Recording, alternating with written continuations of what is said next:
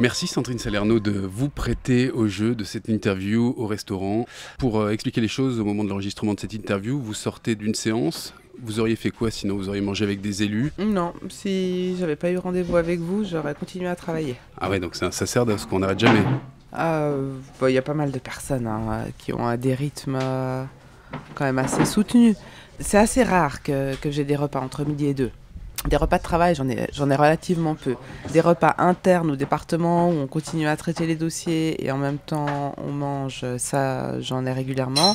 Ou sinon, comme ma journée c'est quand même beaucoup de séances ou de moments où je vais à l'extérieur, je fais des discours, etc. La pause du midi et 2, elle me sert aussi à lire mes emails, à répondre à mon courrier, à traiter mes signataires. Mais c'est quand même un moment chouette où il n'y a pas de bruit. Vous ne faites pas rêver là. Non, oui. Là où il n'y a pas de bruit, où je suis toute seule, où du coup j'ai aussi le sentiment d'avancer. Quand on est élu, conseillère administrative, maire de Genève par ailleurs, il y a un devoir de représentation, d'être visible dans la ville aussi, de manger dans les restaurants de la ville. Je pense qu'on a chacun une façon très personnelle d'incarner la fonction. Moi, j'ai jamais eu le sentiment que si j'allais manger à midi dans des restaurants, je faisais œuvre de... Mais c'est pas une action politique en soi. Non, de présentation politique, non. Mais dans les faits, après, on le fait quand même, parce que si les gens nous connaissent ou nous reconnaissent, c'est clair que voilà, on passe pas toujours totalement inaperçu. Et du coup, vous êtes très sollicité? Oui. On vous invite à toutes les tables de la ville et du canton? Pour manger à midi? Oui. Non, je suis pas mal sollicitée, mais c'est plus pour... après, je pense que ça dépend. Moi, je parle vraiment de moi et comment moi je travaille et comment moi je me relationne. Je pense qu'il y a des collègues ou d'autres politiques qui peuvent tout à fait saisir l'opportunité du repas de midi pour voir des gens, faire du réseautage et aussi de manière informelle traiter les dossiers. Et ça, c'est important. Moi, dans mon rythme à moi, c'est pas le chemin que j'ai choisi. Déjà un peu par habitude, parce qu'avant d'être conseillère administrative, j'avais une vie professionnelle et j'ai toujours travaillé entre midi et 2. Ça, c'est aussi un peu corsé par le fait que moi, j'ai été maman pendant mon mandat. Mon temps, il est vraiment millimétré parce qu'il me faut aussi du temps pour ma vie familiale. Et parmi les repas de midi, depuis le début, il y en a en tout cas un que je partage avec mes filles. C'est une institution, ouais. On ne déroge pas la règle. Sauf cas de force majeure, mais c'est vraiment un cas de force majeure. Moi, j'ai aussi les contraintes d'une femme politique, mais qui a 2 enfants, dont une des 2, je l'ai eu en cours de mandat. Donc il fallait aussi que je sois disponible pour passer du temps avec mes filles. Donc c'est vrai que j'ai moins saisi l'opportunité de passer du temps à table. Après, je pense que ça me correspond aussi. On a quand même une vie. Moi, j'ai commencé ce matin à 8h avec mon premier rendez-vous. Et puis là, on va manger ensemble. Mais quelque part, c'est quand même toujours du boulot. Ouais, et un peu de temps perdu parce que vous ne pouvez pas faire vos mails, vous ne pouvez pas faire vos dossiers. Et puis après, ce soir, je vais finir assez tard. C'est quelle heure assez tard? Je sais pas, j'ai une inauguration à 18h30. Donc je pense avant 21h30, je ne suis pas à la maison. Alors après, c'est des trucs très chouettes, et puis je l'ai voulu et je suis très contente de les faire. Hein. C'est pas du tout un sacerdoce et je me plains pas. Mais ce que je veux dire, c'est que si je passe 2 heures ou 1h30 à manger entre midi et 2, et puis après je rentre au bureau, puis assez vite j'enchaîne sur une séance où je suis avec des collaborateurs, où je dois aussi animer la séance, amener du contenu, avoir un regard critique, puis je suis en phase digestion, ça va pas le faire. Ouais. Alors après, il y a des gens qui sont peut-être hyper fit et puis qui mangent et digèrent simultanément. Moi, c'est pas forcément mon cas. Raison pour laquelle, par exemple, je bois pas d'alcool, à part le soir et encore quand je suis vraiment hors fonction. Je vous offre une bouffée d'oxygène. On va prendre le temps un peu de manger, même si ça empiète sur votre emploi du temps habituel et sur le travail. Non, mais moi, quand je travaille, quand je fais mes signataires, moi, je mange. Hein. Oui, mais vous mangez des petites portions, j'imagine. Je mange pas comme au restaurant, mais soit je me suis amené quelque chose à la maison, soit je mange une boîte de thon. Et c'est tout? Ouais, mais c'est sain. Je vous laisse jeter un œil à cette belle carte. Bon, je prends le 1. Tartare de thon. Tartare de thon, gingembre, menthe et agrumes, écrasé d'avocat au citron vert et oignon rouge. Ah oui, invitation au voyage pour l'instant. Une salade de tomates noires, de Crimée au basilic. Et alors la suite du nom là, qui est des burrata. Pugliese. Voilà, je vais faire confiance à votre italien. C'est bon, c'est crémeux. Alors si je dis pas de bêtises, père italien, oui. Mère française, oui. France, Italie, des pays de gastronomie. Ouais, très différent. Ouais. Bonjour. Je vous passe la carte des boissons. Moi, je voudrais encore de l'eau comme ça, c'est top. D'accord, je ramène ça tout de suite. Et si vous êtes prêt, on va pouvoir Ouais. même commander. Moi, je vais prendre le tartare de thon en plat, s'il vous Bien plaît. sûr. Et bon, monsieur? Et la salade de tomates noires, s'il vous plaît. C'est parti. Merci beaucoup. Moi, personnellement, je pense que le pays où j'aime le plus manger, c'est l'Italie. Les Italiens, ils sont trop forts. Et puis, leurs produits sont hyper bons, sont souvent assez simples, Mhm.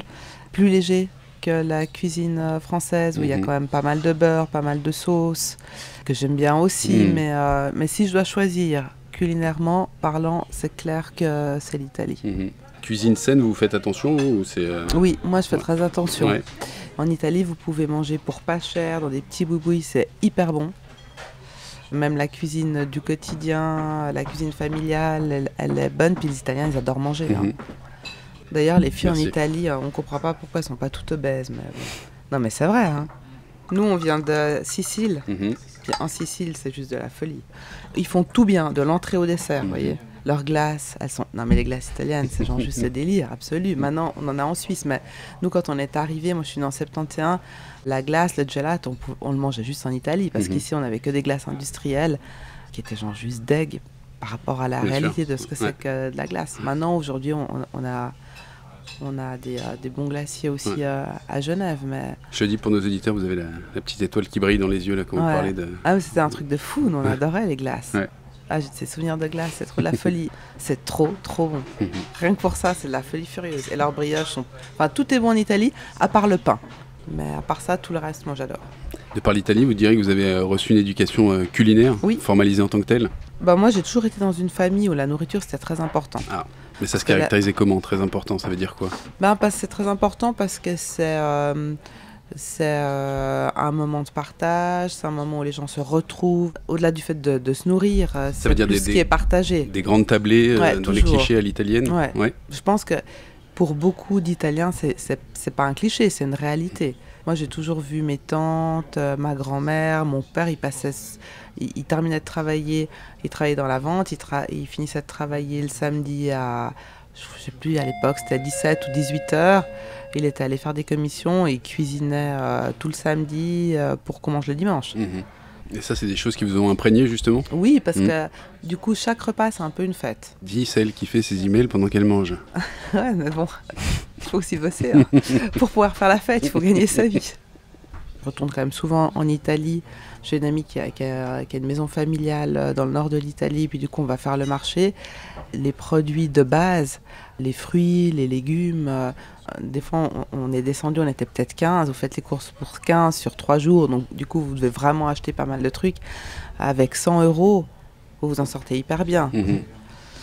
Ici, c'est pas du tout la même chose. Mm. Donc, Les marchés à Genève sont trop chers. non, c'est pas ce que je dis.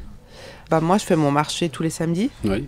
Rapide, Ah non. ouais, vous avez Ouais. l'impression que les marchés sont moins chers ou au Oui, contraire ils sont que- moins chers. ou on On paye a- plutôt la qualité, non? Sur les Non, marchés. on a toujours l'impression que si on va au marché... Moi, par exemple, je vais au marché de Rives. Je sais que souvent, on dit, ouais, mais le marché de Rives, c'est un peu le marché pour les super riches qui descendent Mhm. d'Asnières ou d'Hermance. Mais c'est pas la réalité. Enfin, moi, je le fais. Et puis, à la maison, quand on a tous les enfants, on est 6. Hein. Donc, je fais pas 3 courses. Mhm. Moi, quand je reviens, j'ai un cabas Ikea rempli. Hein. Mais non, si vous achetez 2 saisons, ben, je vous assure que c'est moins cher que si vous achetez de manière égrenée dans la semaine, et notamment si vous achetez les choses qui sont toutes faites. Mhm.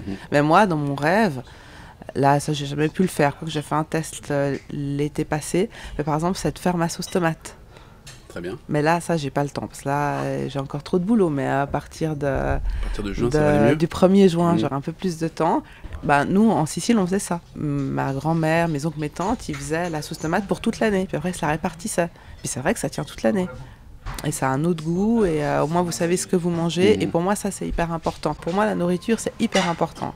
Sur des aspects de santé et de soins de soi, je pense que c'est très important aussi. Indépendamment de moi, j'ai des enfants, ça a renforcé cette Bien conviction, sûr. mais je l'avais de toute façon sans mes filles. Je pense que c'est hyper important de savoir ce qu'on mange, comment ça a été produit, dans quelles conditions, si on a utilisé des pesticides, parce que des fois on mange des trucs, on se rend pas compte, mais ça nous fait du mal. Hein. Et ça, c'est des questions que vous pouvez poser, par exemple, à un restaurateur où vous allez, jusqu'à pousser la curiosité de savoir si ces produits proviennent de tel ou tel endroit, si la fraîcheur, si... Moi, je privilégie quand même le fait de manger à la maison. Mais bon, c'est aussi un peu comme ça que j'ai été éduquée. 80-90% des repas, ils auraient été pris chez moi parce que je sais ce que j'ai acheté et c'est moi qui ai fait à manger. Et puis après, une autre partie qui serait peut-être plus récréative ou festive, elle serait dans des restaurants. J'ai jamais tellement mangé dans un restaurant parce que tout à coup, oups, c'est midi, puis j'ai rien à manger, puis il faut que j'aille manger. Ça, j'ai jamais fait, indépendamment de la fonction. J'ai jamais fait avant non plus. Et au-delà de toute considération économique. Merci beaucoup. Ah, c'est le contraire. Oh, pardon. Pas grave. Merci beaucoup. Bon appétit, Jean-Michel. Merci. Merci.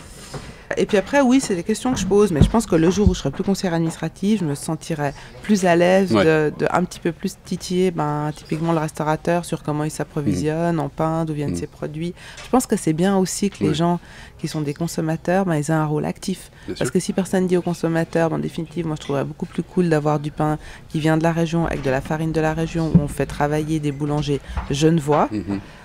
Pas que j'ai un ultra-patriotisme, parce que je pense qu'on vit dans une région. Merci.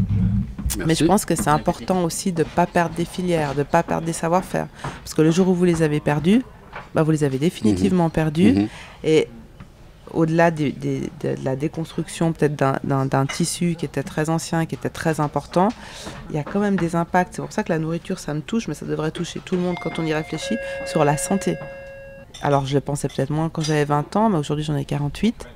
Je pense que si on regardait des fois ce qu'on mange, alors bon, mais je suis pas non plus une ayatollah, moi je mange aussi plein de trucs hyper chimiques et de la grande industrie. Mais Comme voyez, le commun des mortels, quoi. Mais en même temps, je pense que si on avait la perception de ce qu'on met à l'intérieur de soi, je suis pas sûre qu'on ferait toujours les mêmes choix. Et typiquement, s'il y avait une obligation, il n'y a pas la loi fédérale, mais ça, elle serait tellement essentielle d'avoir la provenance quand on achète quelque chose, de tous les ingrédients qui sont dans le produit.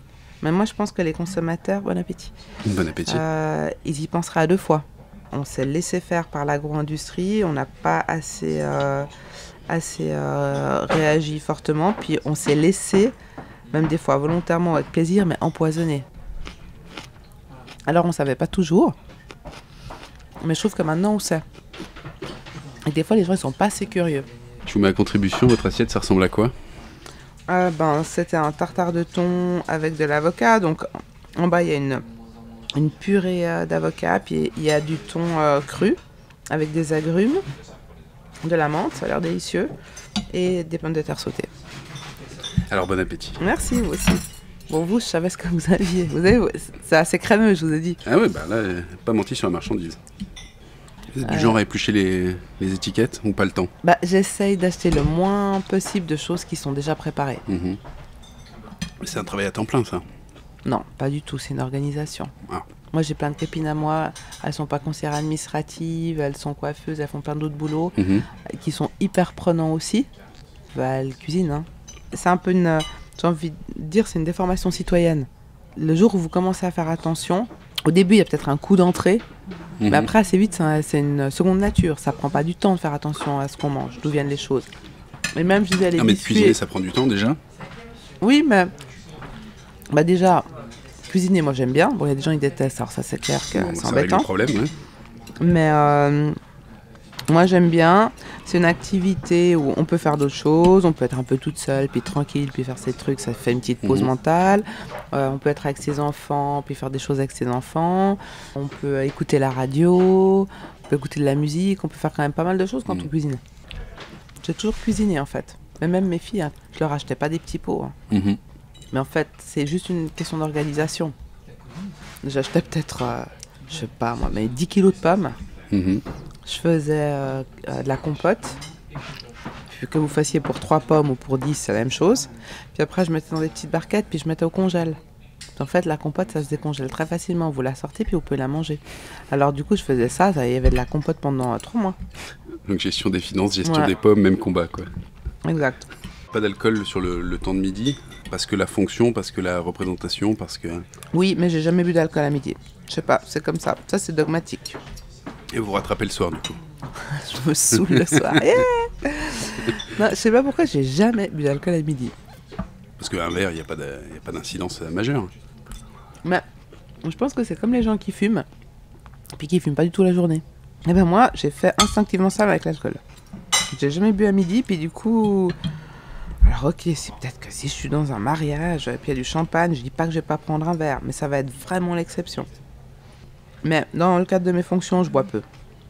Bon, déjà, de manière générale, je bois peu. Je suis pas quelqu'un qui boit... Peut-être, je bois plus en vieillissant que quand j'étais plus jeune. Ah oui. Ouais, alors quand j'étais plus jeune, il pouvait se passer un mois sans que je boive une goutte d'alcool. Parce que mauvaise expérience Non. ou non, la nature est comme ça. Je sais pas. Bah, je pense que le vin, ça a pris pas mal de temps pour que je m'intéresse au vin. Et qu'est-ce qui a fait le déclic alors? Mais je pense en vieillissant, je sais pas, peut-être que le palais il change, peut-être... Mais je buvais jamais des verres de vin. Voilà, j'étais pas contre le vin, mais c'est comme des gens qui boivent pas de café. Enfin, moi, ça me paraît tellement évident d'aimer le café. Donc vous qui aimez le café, c'est quoi? C'est matin, midi, soir? Ouais, alors moi, du café, j'en bois n'importe quand. Donc c'est ça votre secret, le dopant, c'est le café corsé. Mais moi, je peux boire un café à 2h du mat, puis je vais me coucher. Hein. Ah oui, pas d'incidence. Rien. Je peux boire 20 cafés et je vais me coucher. Je dirais même, ça me rendort. Le matin, des fois, quand je veux faire des grasses mat, en guillemets, C'est quelle heure la grasse mat? maintenant les enfants ils grandissent, ça commence à devenir un peu plus long. Mais genre, je me réveille quand même toujours à la même heure, vers les 6h30 comme ça, le dimanche, puis je peux me lever, je vais me faire un café, je bois mon café, je regarde par la fenêtre, je traînasse un peu, après je vais me recoucher. Puis je me rendors, direct, ving. Donc c'est jamais la recherche d'un effet, c'est juste le plaisir le du goût. goût. J'adore le goût. J'adore le goût. Ça c'est vraiment un truc, moi le matin, la première chose que je fais, je bois un café. Hein. C'est Je l'équivalent me de la lève, clope du matin. je Quoi. bois un café. Je fume aussi. Pardon? C'est mon premier truc. Si je fais pas ça, je suis mal. Non, vous êtes conditionné en vous disant je suis mal, mais la journée se passerait pareil. Pas du tout. Alors, qu'est-ce qui se passerait? J'ai fait une semaine de détox. Ouais. J'ai pas bu de café. Je peux vous dire, les 2 premiers jours, j'avais des migraines. Du coup, j'ai compris que peut-être j'en buvais un peu trop. Ce qui était pas mal, mais... Non, mais j'ai toujours adoré. Depuis que je suis petite, j'adore. C'est aussi lié à l'enfance. Nous, on a aussi vécu en Italie, en Sicile. Puis en Italie, le café, ça a vachement de place. Déjà, le café, c'est une super bonne odeur. Et donc, les cafés qui sont à peu près partout maintenant, Nespresso et autres en capsule, ça vous parle ou c'est J'aime pas. c'est inconcevable? Si, j'en bois. Au bureau, on en a. Mais moi... Mais si on aime le café, ça c'est pas... Non. Parce qu'en fait, au début, c'est bien. Mais au bout d'un moment, à force de boire ça, de nouveau, je pense que si j'en buvais un de temps en temps, voilà. Mais comme j'en ai au bureau et tout, puis il y en a quand même pas mal partout, donc j'en bois régulièrement. Mais moi, je pourrais boire 15 cafés par jour. Hein. Je pense que vous vous rendez pas compte. Ah ouais, non. Ah ouais, je peux boire ça comme de l'eau. Et pas de... Non, pas du tout. Pas de conséquences sur le métabolisme. Il n'y a pas un moment où vous dites, tiens, là, à ce moment j'en bois trop, il faut que je Non. ralentisse et, Par contre, et vous continuez à carburer avec vos 15 cafés. Ouais. Non, ben là, maintenant, j'essaie un peu de me calmer. Mais Ah. faut que je réfléchisse. Vous voyez, c'est une addiction. Donc, faut que je me dise, non, attends. Là, tu te calmes un peu, va te faire 3 tisanes. Enfin, j'adore la tisane aussi. Mais je vois pas pourquoi je dois m'arrêter de boire du café. À un moment donné, il faut quand même mourir d'un truc.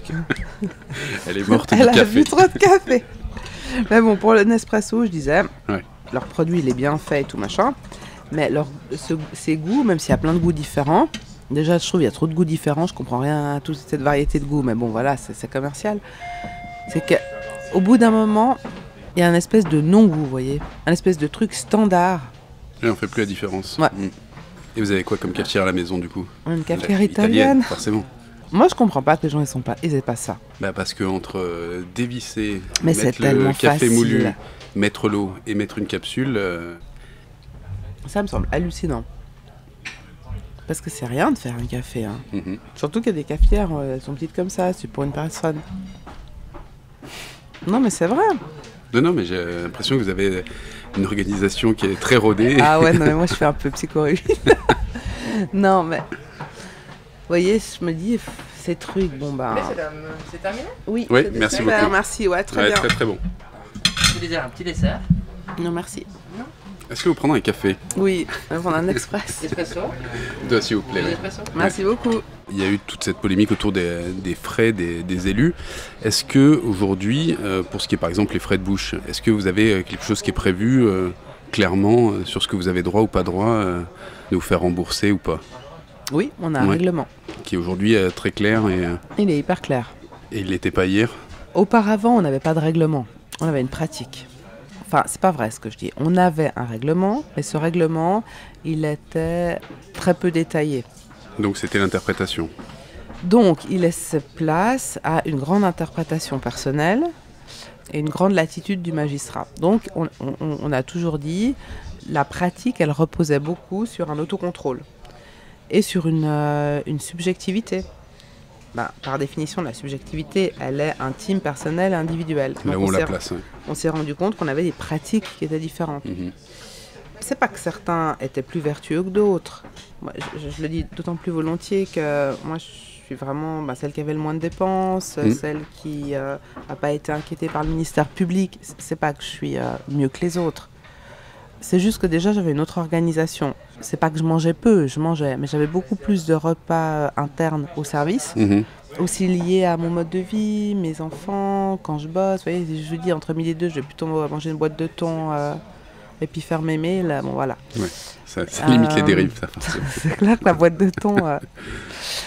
Donc, il y avait des questions d'organisation et puis il y avait des questions de perception individuelle sur comment on fonctionnait avec des enveloppes qu'on a toujours. Aujourd'hui, la règle, c'est que le frais qui est engrangé par mes collègues, il doit être justifié, je dois valider la dépense. Avec qui ils ont mangé, dans quel cadre. Après, j'ai rien à dire sur les montants. Que la personne, elle prenne un plat du jour, comme on a fait nous. Mais moi, j'ai pris un des trucs un peu plat du jour qui est à la carte.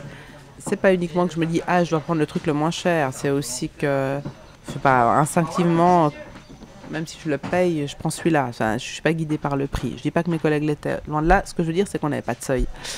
Donc aujourd'hui, on doit justifier, mais en même temps, la justification qu'une personne elle mange pour 100 francs parce qu'elle fait entrée plat dessert, ou qu'elle prenne juste une entrée, moi je vais pas dire mais pourquoi tu prends qu'une entrée, pourquoi tu n'as pas pris de dessert, ou à contrario pourquoi tu prends un dessert, pourquoi tu prends 3 cafés, je trouve que 3 cafés c'est trop, enfin je vais pas du tout faire cette analyse là non plus, parce que voilà.